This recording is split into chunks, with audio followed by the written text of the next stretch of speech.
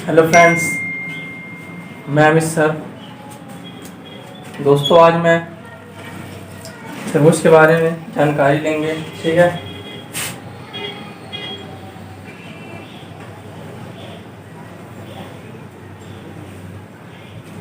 त्रिभुज में हम लोग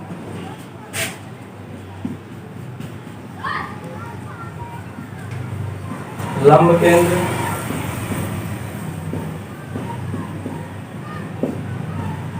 और अंतः केंद्र,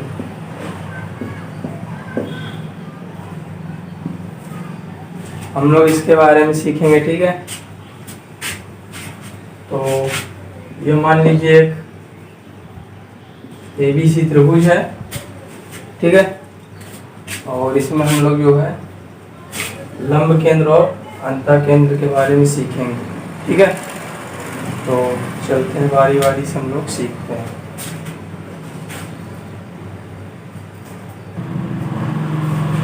तो देखिए दोस्तों,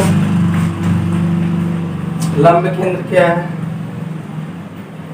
अगर ये त्रिभुज है, ठीक है, अगर ये त्रिभुज है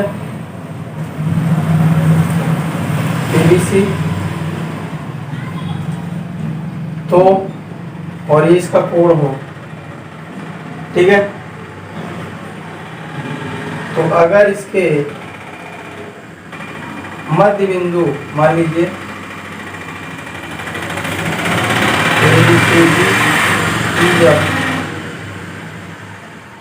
अगर इसके बिंदु इससे मिला है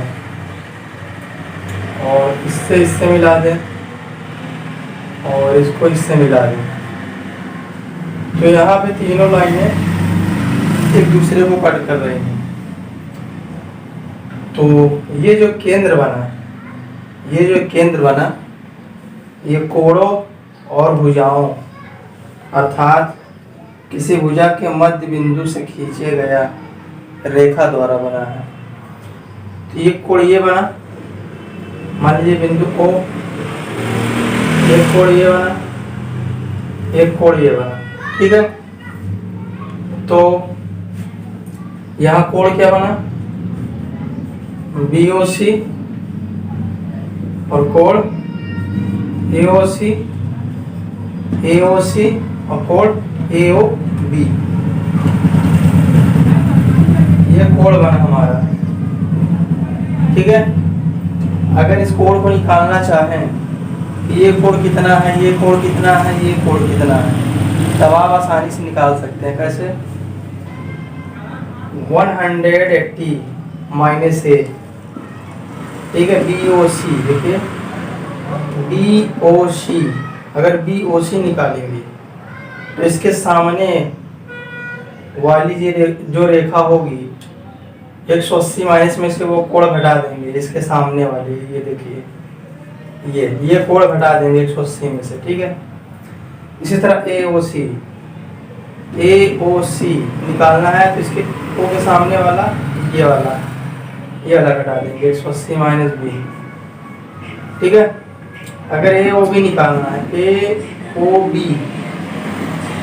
तो 180 माइनस AOB, 180 माइनस क्या जाएगा? देखिए AOB ये पड़ रहा है C, तो 180 माइनस C। तो ये कुछ कंडीशन होती है, किसमें?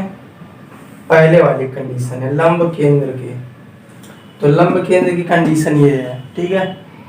तो इसको याद रखिए, अभी ये सवाल लगाने में आपको हेल्प करेगा। ठीक है।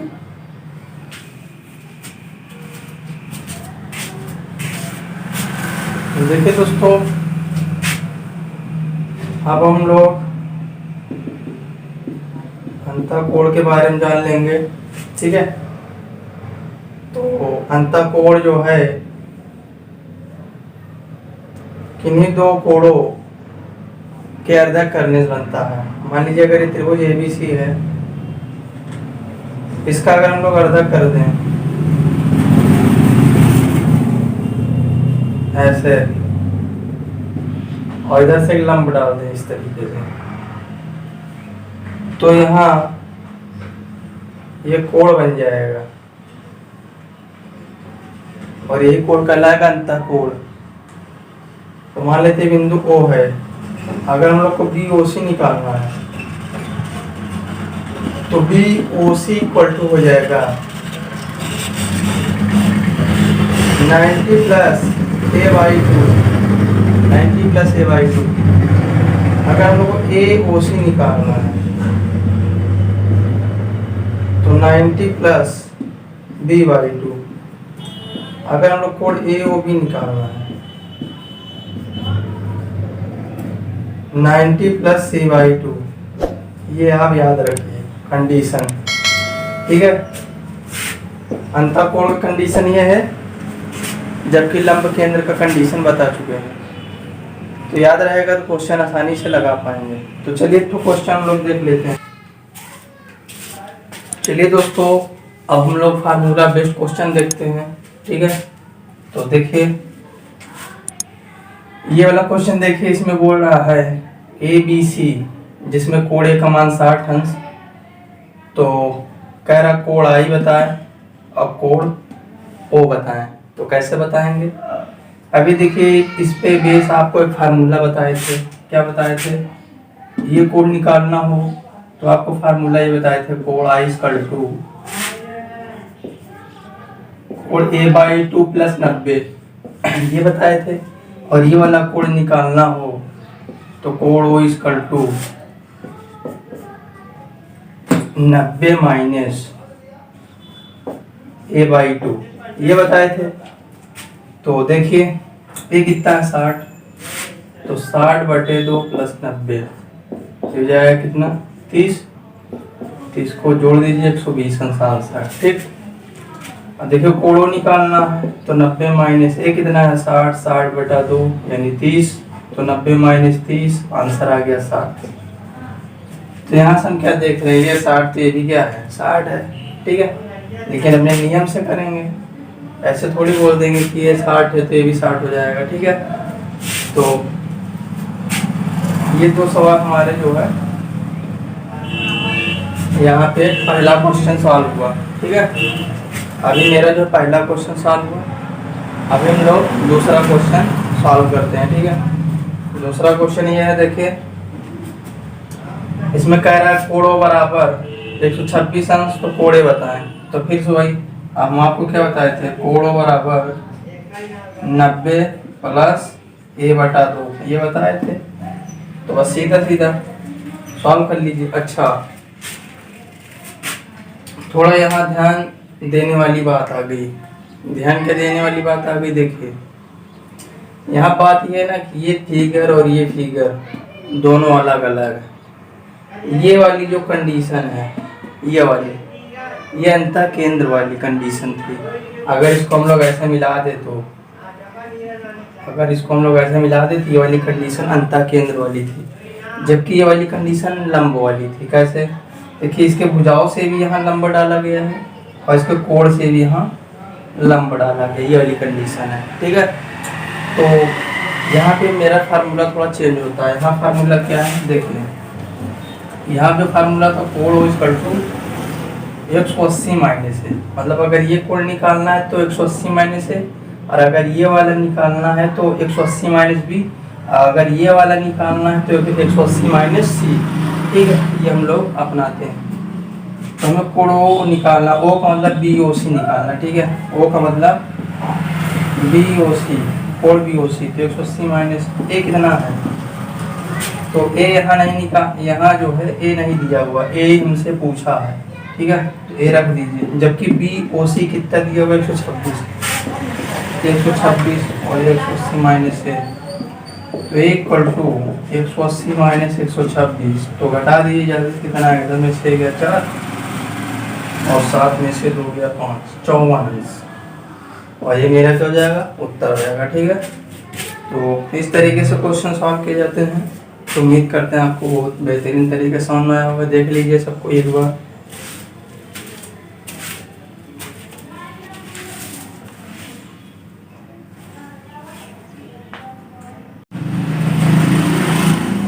दोस्तों हम लोग पढ़ने जा रहे हैं परिवृत्त व अंतःवृत्त। ठीक है, परिवृत्त व अंतःवृत्त। इसको क्यों पढ़ रहे हैं? देखिए इसको इसलिए पढ़ रहे हैं क्योंकि ये जो टॉपिक है त्रिभुज के अंदर आता है, ठीक है ना। आप देखिए यहाँ पे परिवृत्त क्या है, परि का मतलब होता है बाहर और अंता का मतलब होता है अंदर। अंता मतलब अंदर, अंदर वृत्त यानी वृत्त क्या हो, अंदर हो। अपरिवृत्त यानी वृत्त क्या हो, बाहर हो। अगर सोचिए वृत्त बाहर होगा तो इसके अंदर त्रिभुज क्या होगा, अंदर की होगा। अगर सोचिए अंतःवृत्त, वृत्त अंदर होगा तो त्रिभुज कहाँ होगा, तो हम बोलेंगे त्रिभुज बाहर होगा, ठीक है। अंतःवृत्त अगर वृत्त अंदर होगा तो त्रिभुज की भुजाएं बराबर होंगी, बाहर होंगी। ABC और ये ABC। तो यहाँ से पूछा क्या जाता है, यहाँ से आपको जो है सवाल पूछा जाता है यहाँ से, ठीक है। भुजा दे दिया रहेगा, त्रिज्या पूछ लेगा, या त्रिज्या दे दिया रहेगा, भुजा पूछ लेगा। इस तरीके से यहाँ सवाल पूछा जाता है। अगर बात करें ये परिवृत्त, ये परिवृत्त है और ये अंतःवृत्त। ये अंतःवृत्त मान लेगा इसकी त्रिज्या स्मॉल r है और इसकी त्रिज्या जो है कैपिटल R है, ठीक है। तब यहाँ से क्या रिलेशन हम ढूंढ पाएंगे, ठीक है ना। तो अगर इसकी त्रिज्या निकालना हो तो त्रिज्या equal to ABC upon 4 delta.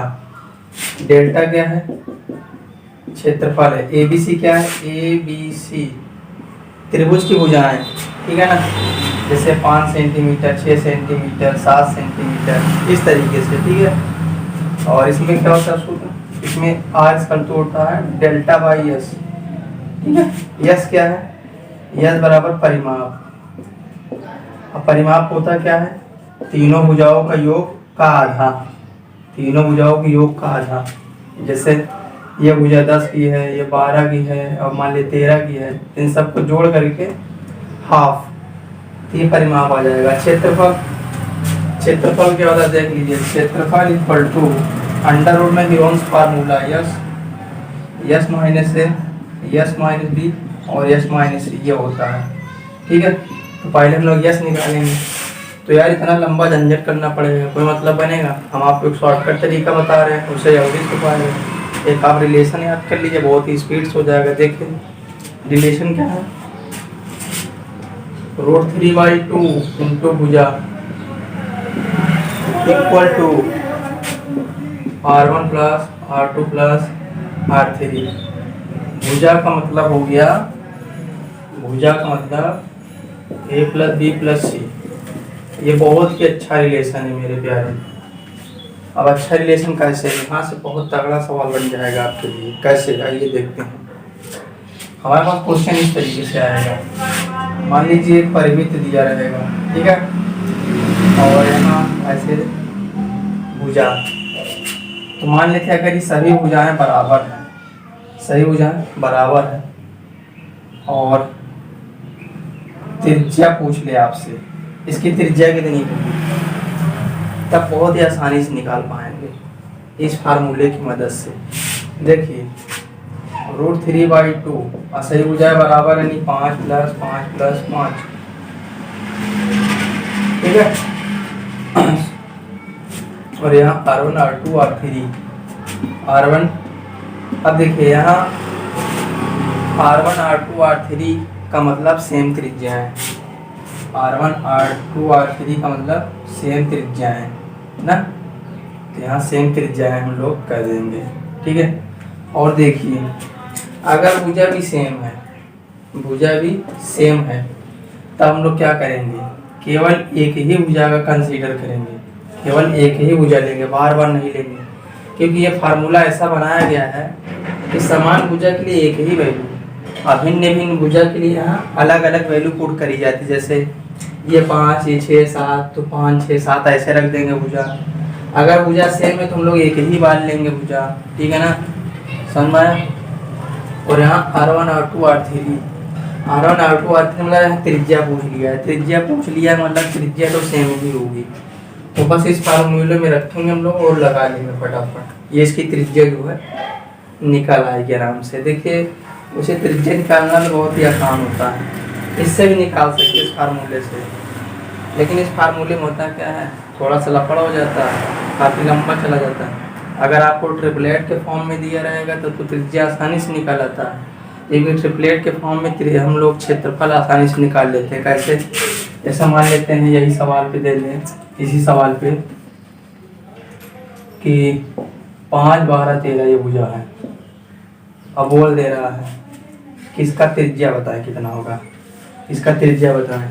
तो बहुत ही आसान है। हम लोग क्या करेंगे, यहाँ क्षेत्रफल निकाल लेंगे और क्षेत्रफल का फार्मूला 1/2 बेस इंटू हाइट, आधार गुण ऊंचाई।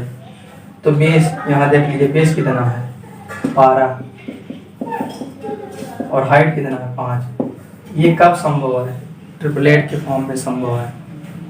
डेल्टा इक्वल टू, तो 2 × 12 आ जाएगा, 5 × 30, क्षेत्रफल आ गया 30, जो भी दिया रहेगा unit metre square centimetre square, ठीक, क्षेत्रफल आ जाएगा यहाँ।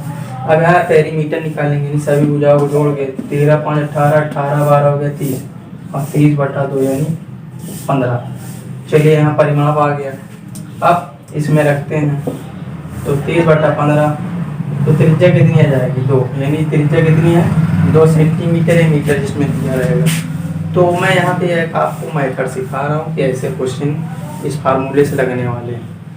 और ये फार्मूले को हल्के में न लीजिए, इससे भी आपका बहुत स्पीड से आंसर आता है। अभी क्वेश्चन जब आपको करवाएंगे बहुत जल्दी से आप कर पाएंगे, ठीक है ना। इस फार्मूले को चाहे ऐसे लिखिए, चाहे इस फार्मूले को आप ऐसे लिखिए, √3/2 इंटू भुजा इक्वल टू रेडियस का योगफल, ठीक है। अब जैसे मान लीजिए भुजा ये अलग अलग है, ये भुजा अलग अलग है, और इसे त्रिज्या निकालना है तो बहुत ही आसानी से निकाल पाएंगे। तो इससे भी निकाल लेंगे आसानी से, ठीक है, आराम से हो जाएगा। तो अभी क्वेश्चन करवाएंगे तो आपको पूरा पूरा समझ आ जाएगा, ठीक है। तो देख लीजिए एक बार,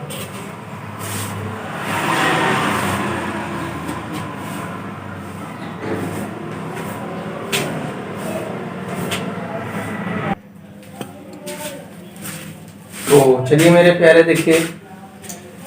देखिए आपके सामने 2 सर्किल बने हैं, परिवृत्त का एक अंतर्वृत्त का। आपने पढ़ा होगा इससे पहले भी, हमारे पढ़ा हुए पहले से भी आपने कुछ पढ़ा होगा कि अंतर्वृत्त की जो त्रिज्या होती है वो r=a/2√3 होती है, और जो परिवृत्त की जो त्रिज्या होती है, ये त्रिज्या है और ये इसकी त्रिज्या, जो परिवृत्त की त्रिज्या होती है वो r=a/√3 होती है, ठीक है। अगर इससे आपको क्वेश्चन दे दिया है तो आप लगा लेंगे, आप आसानी से लगा लेंगे, ठीक है ना। चाहे भुजा दे के त्रिज्या पूछ ले या त्रिज्या दे के भुजा पूछ ले, आप लगा लेंगे, इस बात से हम सहमत हैं। लेकिन अगर मेरे प्यारे, अगर आप सोचिए जरा, ये एक अंतर्वृत्त है, ठीक है ना, ये अगर अंतर्वृत्त है और इसकी त्रिज्याएं क्रमशः दी हुई हैं, इसकी त्रिज्याएं क्रमशः r1 और r2 तरीके से दी हुई हैं, r2, r3, ठीक है ना। तो ये सॉरी, इसमें तो ये संभव नहीं है क्योंकि अंतर्वृत्त की त्रिज्या लगभग सेम ही होती है।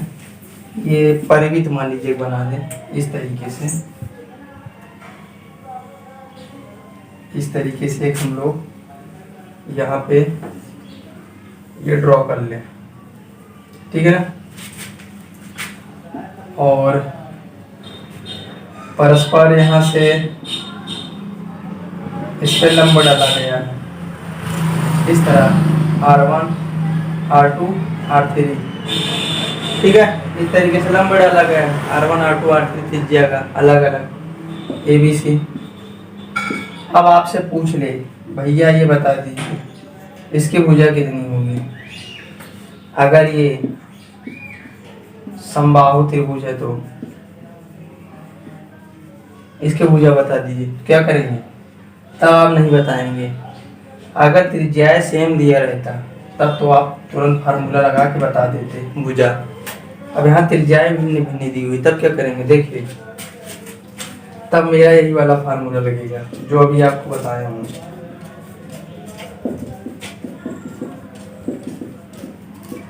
ठीक है, बहुत इंपॉर्टेंट फार्मूला है।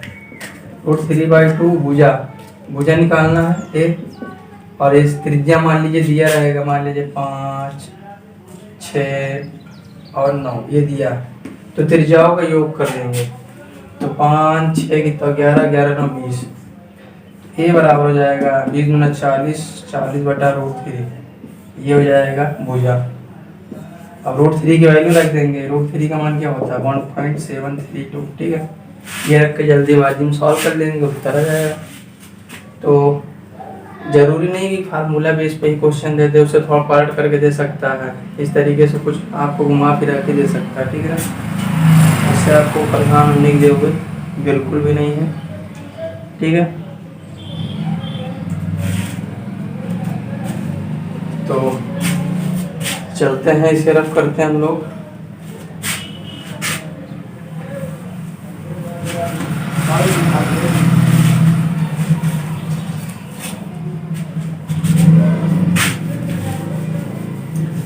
देखिए कोई भी क्वेश्चन आ जाएगा तो आप फार्मूला तुरंत अप्लाई करके यहाँ से क्वेश्चन को सॉल्व कर सकते हैं। ठीक है ना, इस तरह से फार्मूले बहुत क्वेश्चन बन जाएगा, आप लगा लीजिएगा। आपका यहाँ संबंध भी पूछ सकता है, अंतर्विकी त्रिज्या परविकी त्रिज्या संबंध बताइए, तो संबंध यहीं से बता देंगे हम लोग। अभी जो फार्मूला तो लिखवाए थे कैपिटल आर और स्मॉल आर, इन दोनों का डिवाइड करके संबंध बता देंगे आसानी से। ठीक है, तो चलते हैं टाइप हम लोग दूसरा क्वेश्चन करवाने। ठीक है,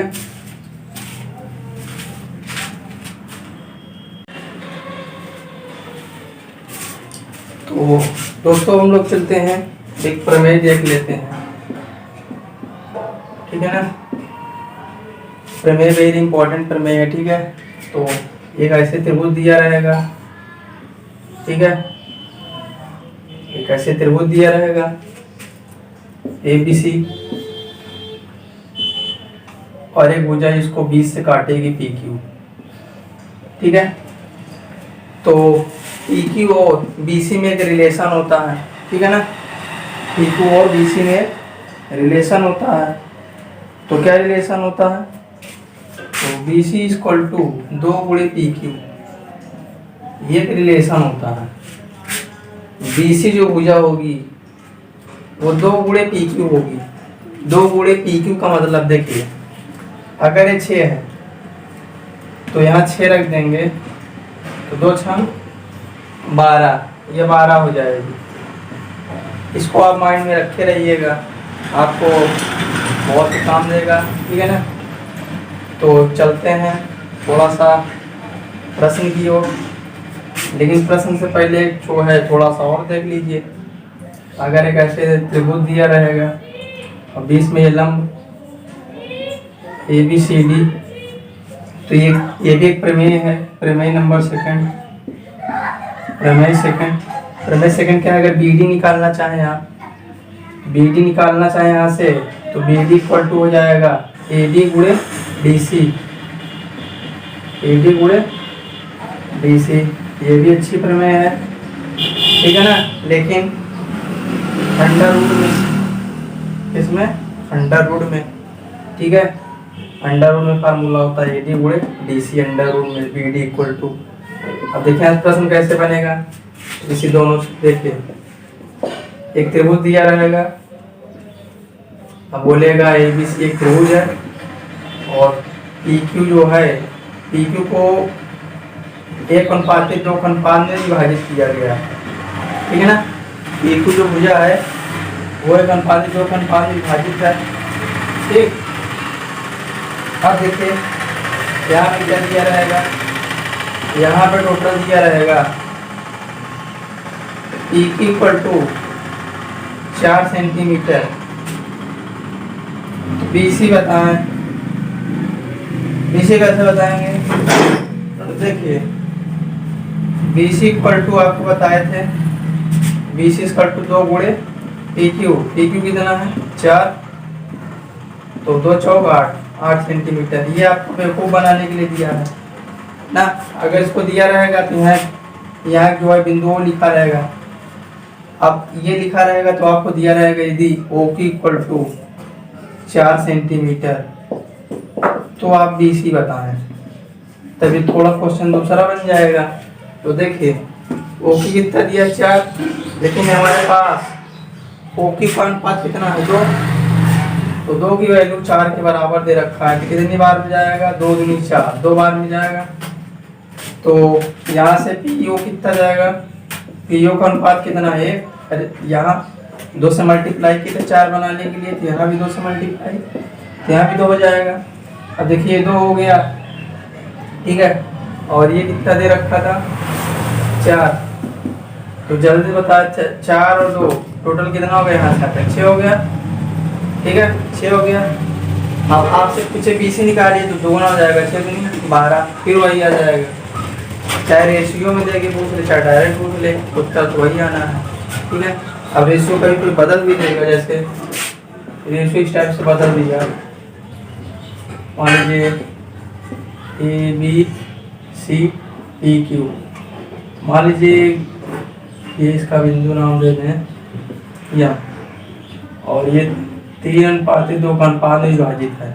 अब बोल दे यदि M Q equal to 8 centimetre तो बी सी बताएं, तो बी सी कितना होगा। तो एम क्यू अगर 8 दिया है तो एम क्यू का रेशियो कितना है 2, 2 को गुणा कर देंगे 8 से, कितनी बार में 4 बार में, तो 4 से यहाँ मल्टीप्लाई, तो 3 गुणे 4 यानी 12 हो जाएगा। तो 12 इधर हो गया और 8 इधर, तो 12 कितना हो गया टोटल 20। पी क्यू हमको पता चल गया 20, पी क्यू पता चल गया 20, यहाँ से आता है हमें बी सी बताना, तो बी सी बराबर 2 गुणे पी क्यू, तो 2 गुणे 20, 20 गुना 40, ठीक है इस तरीके से। अब इस सवाल देखिए इसमें कैसे पूछा जाएगा। इसमें आपको दिया रहेगा ये 6 और ये 5, ठीक है ना, कुछ भी दे सकता है, जरूरी 6 5, मान लीजिए चलिए 7 7 के जो है रेशियो में डिवाइड है ये, या कभी कभी बोल देगा ए सी इक्वल टू 14 और डी सी इक्वल टू 7, तो बी डी बताएं, तो बी डी निकालना तो बहुत आसान हो जाएगा। बी डी बराबर अंडर रूट में ए डी 7 और डी सी 7, तो जोड़ा बना निकाल लीजिए 7 आंसर, ये भी कितना हो जाएगा 7। लेकिन कभी कभी भुजा अगर चेंज कर दिया तो आपकी हालत खराब हो जाएगी। वैसे हालत क्यों खराब होगी, सीख गए हैं, अब हालत का खराब हो गया। जैसे दे दिया जाएगा ए बी सी डी, ठीक है, कह देगा ये जो है 4 सेंटीमीटर और ये एक्स और ये 2, तो आपसे बी डी पूछ लेगा, बी डी निकालिए, तो कोई दिक्कत नहीं, बी डी बराबर अंडर रूट में ए डी गुणे डी सी, ए डी कितना 4 डी सी एक्स और बी डी 2, ठीक है। तो वर्ग कर दीजिए दोनों तरफ, 4 गुणे एक्स, 4 4 घटा एक्स बराबर 1 सेंटीमीटर आ गया, ये कितना आ गया 1 सेंटीमीटर। इस तरीके से सवाल पूछा जाएगा, थोड़ा सा मेंटेन करिए।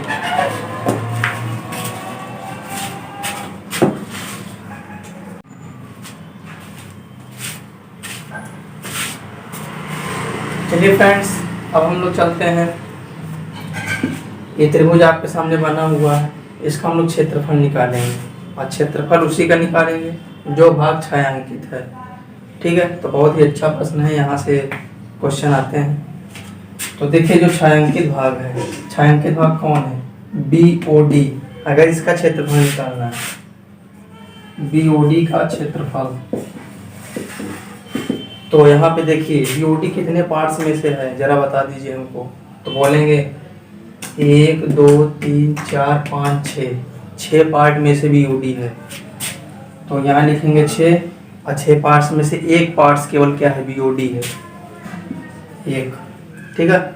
और ये लिख देंगे ए बी सी का क्षेत्रफल ना, त्रिभुज ए बी सी का क्षेत्रफल, ठीक। इसी तरह ये वाला बता दीजिए, यहाँ छायांकित भाग का क्षेत्रफल निकालना है, इसमें छायांकित भाग कितने 1 2 तो 2 कितने में से है?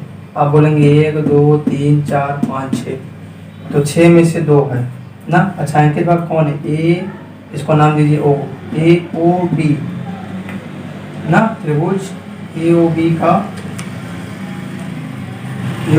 क्षेत्रफल, त्रिभुज ए ओ बी का क्षेत्रफल इक्वल टू 6 में से 2 भाग है।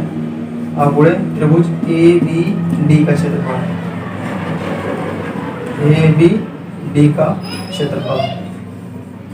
अब चाहे कितने भाग चाहे अंकित हो उतना आप कर देंगे, ठीक है। जैसे यहाँ देखिए इसका क्षेत्रफल निकालना हुआ, छायांकित भाग ई सी बी का क्षेत्रफल, तो कैसे निकलेगा?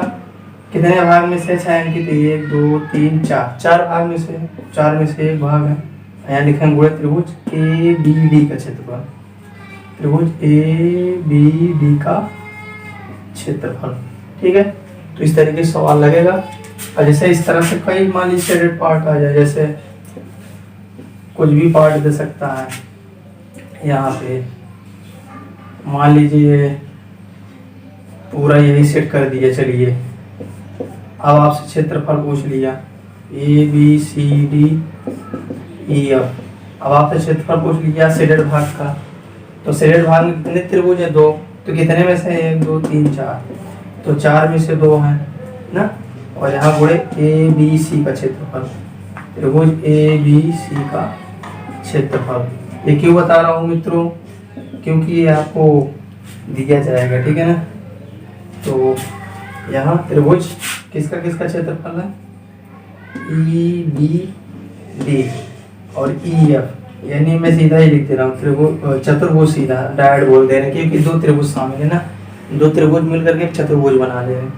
तो मैं डायरेक्ट लिख दे रहा हूँ चतुर्भुज ई एफ बी डी का क्षेत्रफल, ठीक है दोस्तों। ये माइंड में रखिए, बहुत ही काम करेगा। अब जैसे क्वेश्चन कैसे बनेगा इस पे देखिए, क्वेश्चन इस टाइप से बन सकता है। कहेगा अगर त्रिभुज ए बी सी का क्षेत्रफल 60 सेंटीमीटर स्क्वायर है, तो बीओडी का क्षेत्रफल बताएं। पहले सवाल बीओडी का क्षेत्रफल क्या होगा? तो फार्मूला हम आपको समझा ही दिए हैं, बहुत सिंपल सा, आसान से याद हो गया होगा। तो अगर दोस्तों अगर अच्छा लगा हो तो प्लीज़ लाइक सब्सक्राइब शेयर करें। और मैं तुरंत आपको क्वेश्चन यहाँ पे बता रहा हूँ। देखिए 1/6 ए बी सी का क्षेत्रफल कितना? 60, तो 10 छंग 60। देखिए तुरंत आंसर आ गया आपके सामने। अब आपको कहीं इधर उधर भागने की जरूरत नहीं है, ठीक है ना। तो इस तरीके से बहुत से प्रश्न यहाँ से बन जाएंगे, ठीक है। तो उम्मीद करते हैं ये समझ में आया होगा। अब ऐसे सब निकाल सकते हैं। हमारे पूरे चतुर्भुज ई या बी डी का क्षेत्रफल क्या होगा? अगर त्रिभुज का क्षेत्रफल दे दिया हो तो तुरंत फार्मूला लगाइए, तुरंत उत्तर आएगा। उम्मीद करते हैं समझ में आया होगा, ठीक है। तो अगर समझ में आया है तो इसको जो है अपने मित्रों तक शेयर करें, ठीक है।